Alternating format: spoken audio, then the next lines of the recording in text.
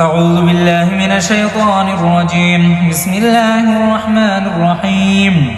تبارك الذي بيده الملك وهو على كل شيء قدير، الذي خلق الموت والحياة ليبلوكم أيكم أحسن عملا وهو العزيز الغفور، الذي خلق 7 سماوات طباقا ما ترى في خلق الرحمن من تفاوت فارجع البصر هل ترى من فطور ثم ارجع البصر كرتين ينقلب إليك البصر خاسئا وهو حسير، ولقد زينا السماء الدنيا بمصابيح وجعلناها رجوما للشياطين وأعتدنا لهم عذاب السعير، وللذين كفروا بربهم عذاب جهنم وبئس المصير.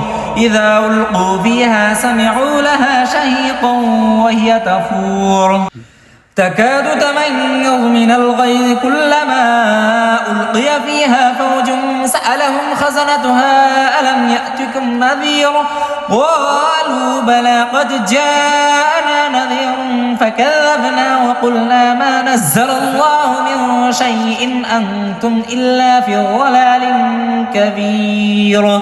وقالوا لو كنا نسمع أو نعقل ما كنا في أصحاب السعير فاعترفوا بذنبهم فسحقا لأصحاب السعير.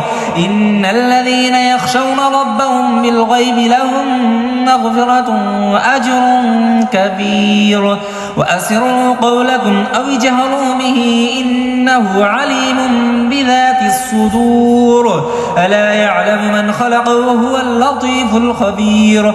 هو الذي جعل لكم الأرض ذلولا فامشوا في مناكبها وكلوا من رزقه وإليه النشور. أأمنتم من في السماء أن يخسف بكم الأرض فإذا هي تمور أم أمنتم من في السماء أن يرسل عليكم حاصبا فستعلمون كيف نذير.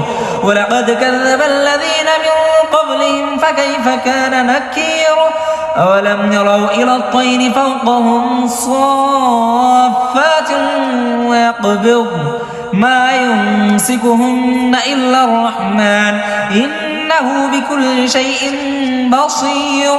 أمن هذا الذي هو جند لكم ينصركم من دون الرحمن إن الكافرون إلا في غرور. أمن هذا الذي يرزقكم إن أمسك رزقه بل لجوا في عتو ونفور. أفمن يمشي مكبا على وجهه أهدى أمن يمشي سويا على صراط مستقيم. قل هو الذي أنشأكم وجعل لكم السمع والأبصار والأفئدة قليلا ما تشكرون. قل هو الذي ذرأكم في الأرض وإليه تحشرون. ويقولون متى هذا الوعد إن كنتم صادقين. قل إنما العلم عند الله وإنما أنا نذير مبين.